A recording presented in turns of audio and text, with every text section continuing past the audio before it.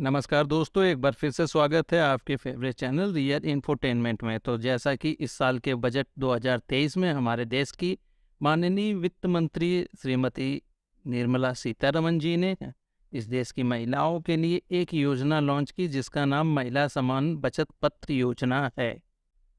तो दोस्तों, आज हम इस योजना के बारे में जानकारी प्राप्त करेंगे और साथ ही साथ एफडी से कंपेयर भी करेंगे।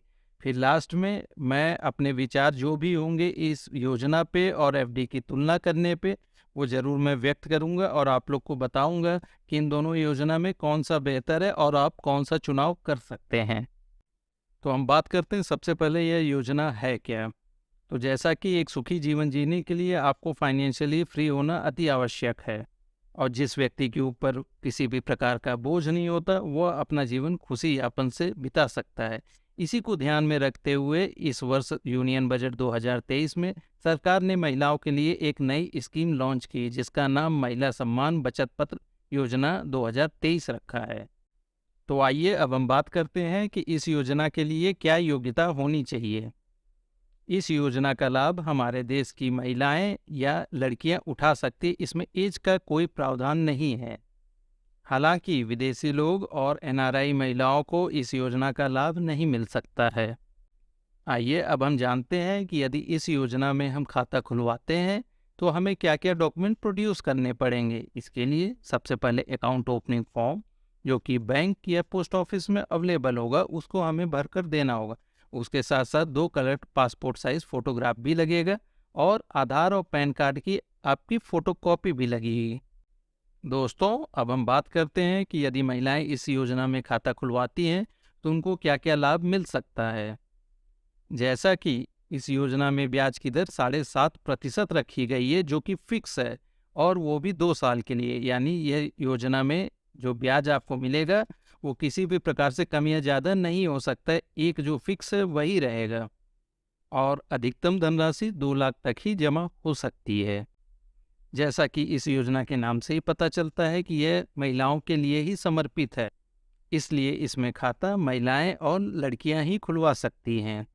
दोस्तों, एक और ख़ास बात इस स्कीम की यह है कि इसमें आप आंशिक धनराशि निकाल भी सकते हैं 1 साल के बाद, तथा यह योजना अभी 2023 से 2025 के लिए ही चालू की गई है और इसमें खाता आप पोस्ट ऑफिस या बैंक में जाकर खुलवा सकते हैं तथा किसी किसी बड़े प्राइवेट बैंक में भी यह सुविधा उपलब्ध है। एवं जैसा कि यह योजना सरकार के द्वारा चलाई गई है तो इसमें किसी भी प्रकार की जोखिम नहीं है। दोस्तों, अगर बात करें इस योजना को समय से पूर्व बंद करने की तो जी, इसको समय से पूर्व बंद कर सकते हैं, लेकिन कुछ एक्सेप्शनल केस में, जैसे जो डिपॉजिटर है यदि उसकी मृत्यु हो जाती या उसको बहुत गंभीर बीमारी है जिसके कारण उसकी जान को खतरा है, तभी इस योजना को समय पूर्व हम बंद करा सकते हैं। अब हम बात करते हैं कि यदि किसी महिला ने इसमें 2 लाख तक की धनराशि निवेश की तो उसको 2 साल बाद कितना धनराशि मिलेगा। तो जो मैच्योरिटी अमाउंट परिपक्वता राशि कहलाती है वह 2,31,125 रुपये मिलेगा 7.5% ब्याज की दर से। अगर हम इस निवेश राशि पर पहले वर्ष के ब्याज की बात करें तो यह 15,000 होगा और यही दूसरे वर्ष 2,15,000 पे हमें 16,125 रुपये प्राप्त होगा। तो इस तरह 15,000 पहले वर्ष में, 16,125 रुपये दूसरे वर्ष में, टोटल हमें जो ब्याज मिलेगा 31,125 रुपये मिलेगा, जो कुल मिलाकर परिपक्वता राशि 2,31,125 होगी।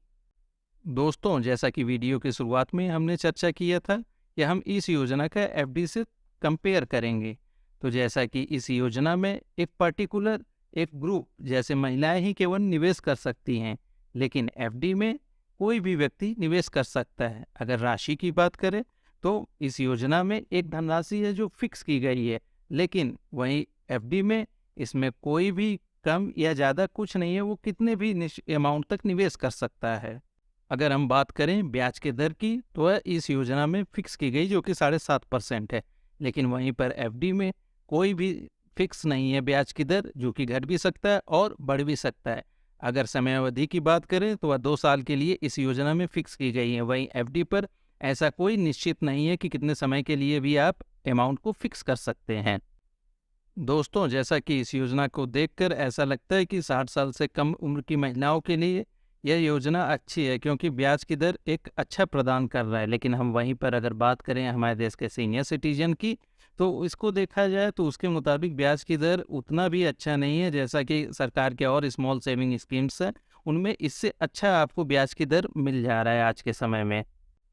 वहीं बात करें अगर हम इसको समय से पहले बंद करने की, तो जी हाँ दोस्तों, इसको हम समय से पहले बंद नहीं कर सकते हैं, लेकिन एफडी को हम समय से पहले बंद भी कर सकते हैं।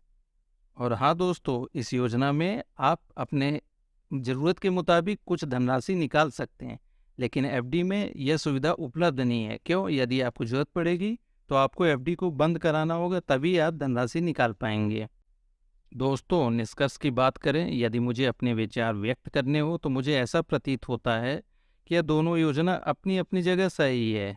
लेकिन यदि किसी को धनराशि की आवश्यकता 2 साल तक नहीं है और वह निवेश करना चाहता है, तो 2 लाख रुपए इसमें आराम से निवेश कर सकता है। और यदि कोई व्यक्ति सोचता है कि उसको धनराशि की आवश्यकता है भविष्य में और कभी भी अचानक जरूरत पड़ सकती है, तो वह एफडी में भी निवेश करता है। अब बात करते हैं जो मुख्य चीज़ है, वह है ब्याज की दर की। तो जी हाँ दोस्तों, इस पे 7.5% ब्याज की दर मिल रही है, जो कि आज के समय में अट्रैक्टिव है। लेकिन वहीं एफडी की भी बात करें तो एफडी पर भी जो ब्याज की दर आज के समय में मिल रही है, वो भी काफ़ी शानदार है। बहुत से बैंक्स में तो आपको सीनियर सिटीजन को 7.8, 8, 8.05 इतना तक मिल सकता है। हालांकि इस योजना में 2 साल के लिए है, तो कहीं-कहीं 700 पर्टिकुलर डेज़ के लिए भी फिक्स एफडी जो आप करते हैं, उस पर भी आपको ब्याज की दर अच्छी प्राप्त हो जाती है। हालाँकि मुझे इस योजना में एक जो सबसे बड़ी कमी नज़र आई, वो यह है कि इसको 1 साल से पहले आप बंद नहीं करा सकते हैं, जबकि एफडी को आप कभी भी बंद करा सकते हैं। और रुपया निकालने की बात करें, तो 1 साल बाद रुपया निकालने की सुविधा इस योजना में उपलब्ध है। तो इस प्रकार हम बात करें तो लिक्विडिटी, यानी कि अगर किसी को रुपए की आवश्यकता है, तब वह इस योजना में निवेश करने से पहले ज़रूर इन सब बातों का ध्यान रखें। लेकिन वहीं पे एफडी की बात करें तो एफडी में कभी भी आप निवेश करके कभी भी निकाल सकते हैं। हालांकि ब्याज की दर दोनों पे बहुत अच्छे हैं, तो आप निवेश करने से पहले आप अपने हिसाब से सोच लें कि किसमें हमें कौन सा स्कीम फ़ायदा देगा। और हमें अगर ज़रूरत नहीं है रुपए की जल्दी, तो 2 साल के लिए आप इस योजना में आराम से निवेश कर सकते हैं। लेकिन अगर लिक्विडिटी की इतनी ही ज़रूरत है, कैश की इमरजेंसी पड़ जाए, तो आप उसमें निवेश करने से पहले एफडी में भी सोच सकते हैं। और ख़ासकर वरिष्ठ जो नागरिक हैं, स्पेशली महिलाएं, वह तो मुझे अगर कहा जाए तो मैं उनको श्योर करता हूँ कि वो कोशिश करें कि जाके एफडी या जो सीनियर सिटीजन स्कीम है, जैसा कि 8.2 आज के समय में मिल रहा है, तो उसमें निवेश करें और उसमें निवेश कर ज़्यादा से ज़्यादा ब्याज का फ़ायदा उठा सकें। दोस्तों, उम्मीद करता हूँ कि आपको इस नई योजना पर बनाई गई वीडियो पसंद आया होगा। और साथ ही साथ अगर वीडियो पसंद आया है तो आपसे रिक्वेस्ट है कि इस वीडियो को आप लाइक, सब्सक्राइब और शेयर ज़रूर करें। और यदि आपके कोई विचार हैं, कोई क्वेश्चंस हैं, तो आप उसको वीडियो में कमेंट करके पूछ सकते हैं। तब तक के लिए धन्यवाद और मिलते हैं फिर किसी नए वीडियो में नए टॉपिक के साथ। और दोस्तों, आप अपने आसपास के माहौल को स्वच्छ रखें तथा सरकार द्वारा बताए गए छोटे छोटे नियमों का पालन कर इस देश की तरक्की में आप और हम मिलकर योगदान दे सकें। धन्यवाद दोस्तों।